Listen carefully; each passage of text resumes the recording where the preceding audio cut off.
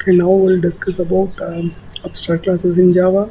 So in our previous session, we discussed about what is class and what is an object, right?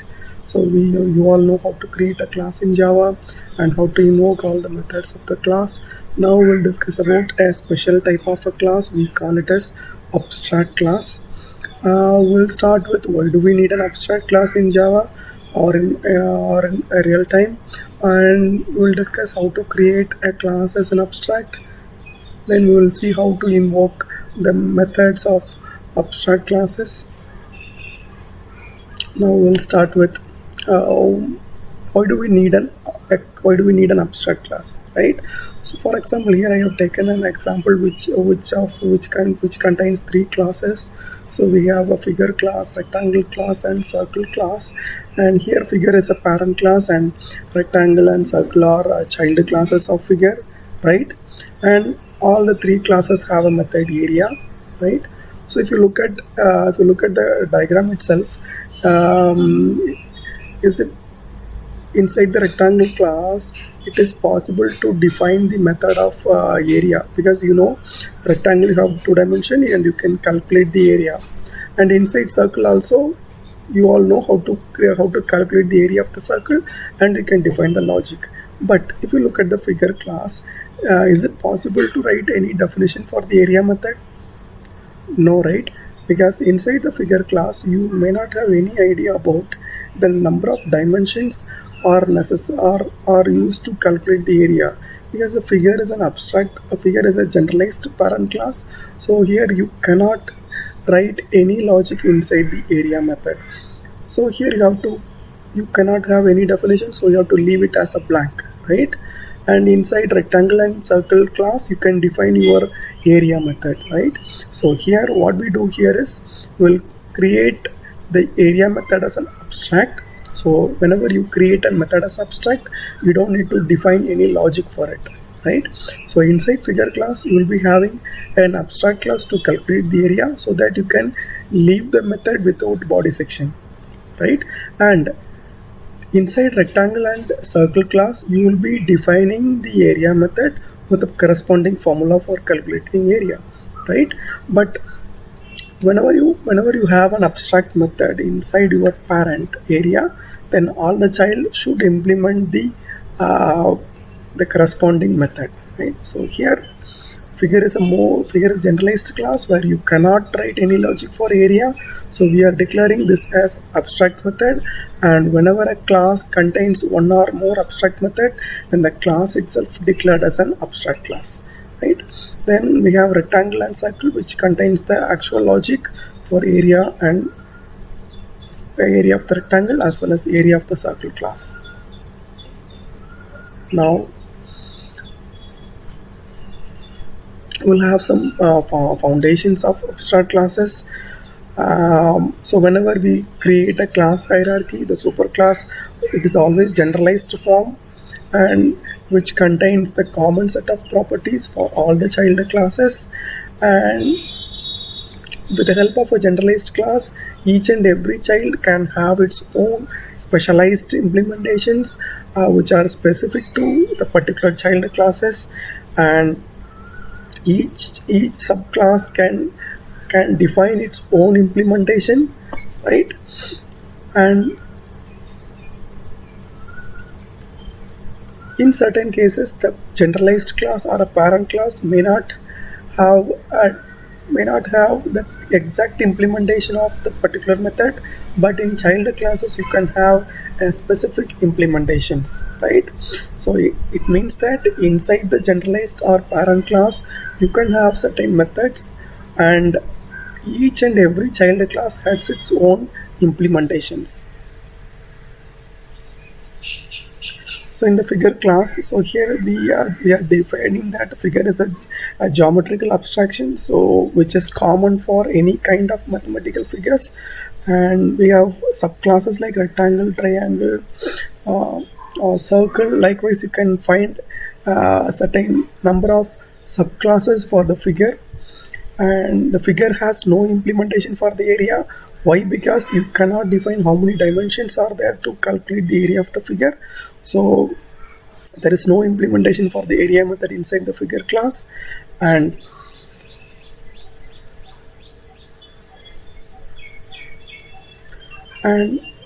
apart from the area method, figure class can have all the properties of a normal class in Java. So the figure class have a partial defined classes with no implementation for the area. So here the figure class is not a complete class. So it is partially defined class because we have an area method without definition. So that is why we call figure class as an abstract class. And the definition of area is simply it is a placeholder where all the child classes should define the area method.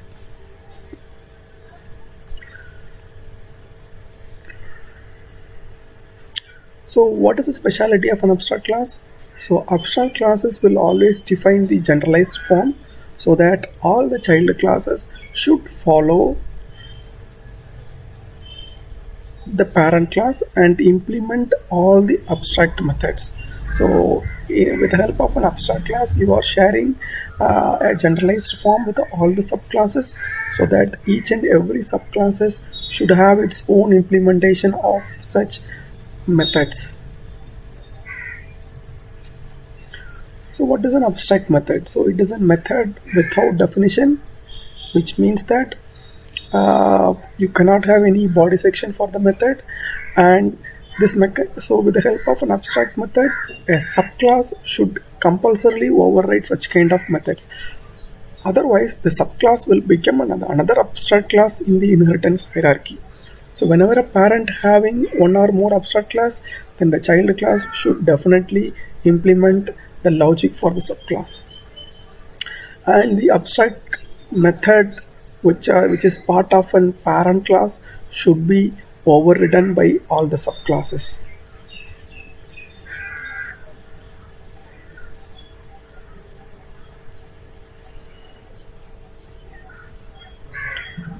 Then we will see for declaring a method as an abstract, you use the keyword abstract, then you should define the return type of a method and the name of the method, then the list of argument list. So this is how we create an abstract method. And whenever you say it is an abstract method, we cannot have a body section, and there won't be any opening and closing braces for the abstract method. You simply put a syntax of an abstract method and you simply end it with a semicolon. That's it. So whenever there is an abstract method inside a class, it is an identifier to ensure whether the class is an abstract class or a normal class. So whenever there is one or more abstract method inside a class, then the class will become an abstract class. So this is a typical syntax of creating an abstract method inside your parent or inside a class. So we are going with a modifier, then abstract is a keyword in Java, then integer is a return type, then area is a method, and you are ending with semicolon. If you look at that, there is no body section, there is no curly braces for a given method. So this is how we create an abstract method inside a class. And whenever a class contains one or more abstract method, you can put it as an abstract class.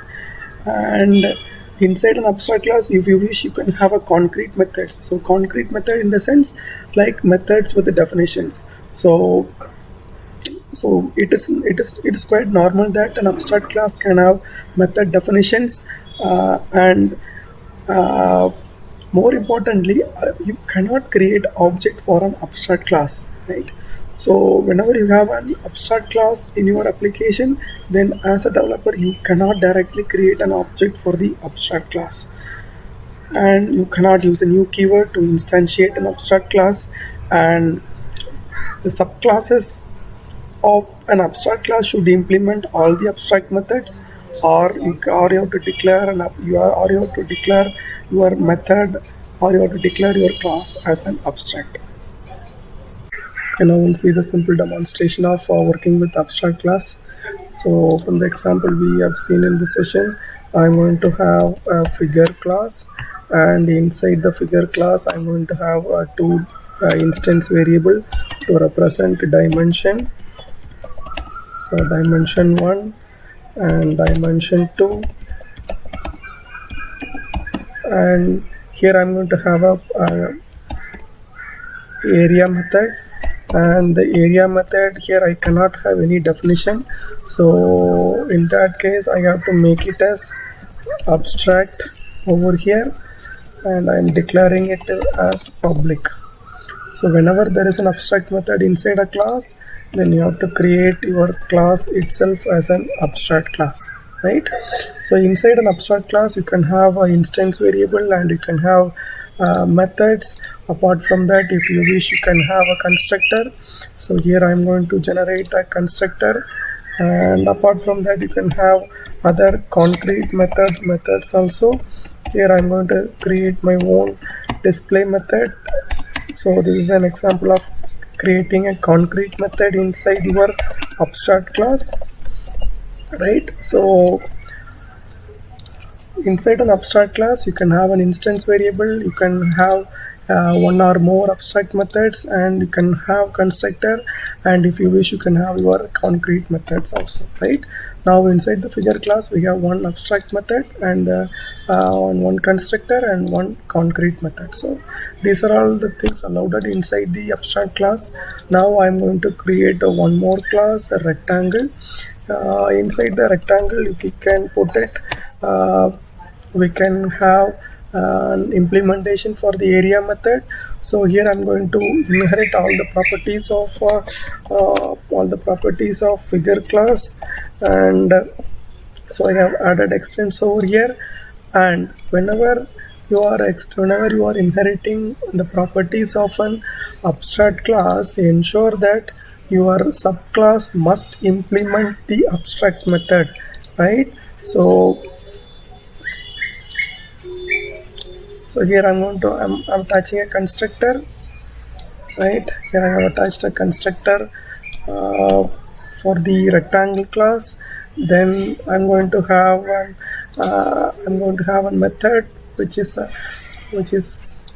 going to have a definition for the area method. So here I'm going to override the area method because the area method is already defined in parent class as an abstract. So here I should override it.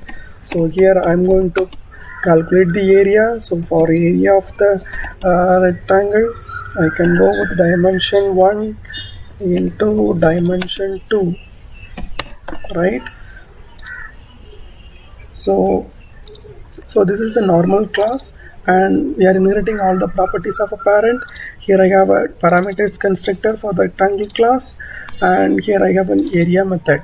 So inside the area method, I have my own logic for calculating the area of the rectangle, right? Now we will see how to invoke this method.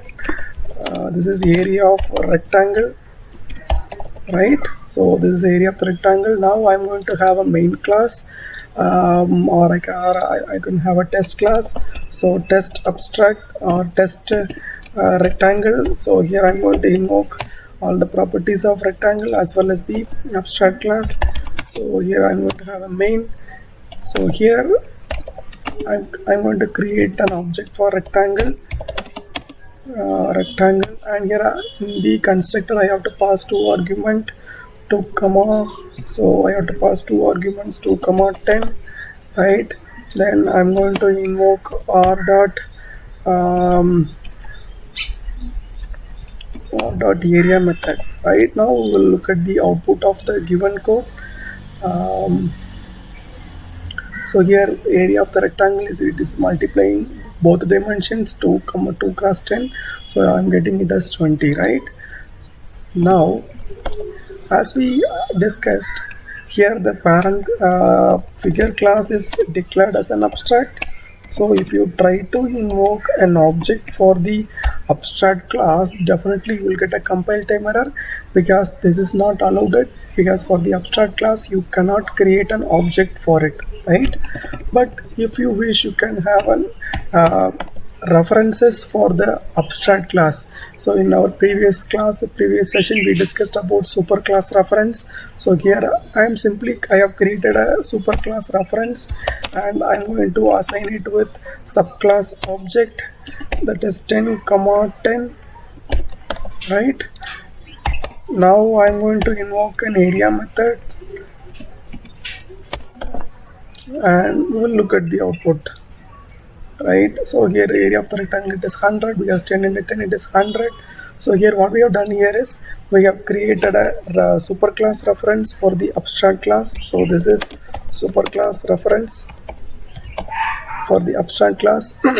So internally for the abstract class you cannot create an object for it, but if you want you can have an references, and superclass reference can directly hold the child class object. So here we are creating a child class object and we are assigning with the superclass reference, and f dot area invokes the area method, and if you invoke f dot display, right, f dot display, and you can directly to invokes the display method of the figure class, right?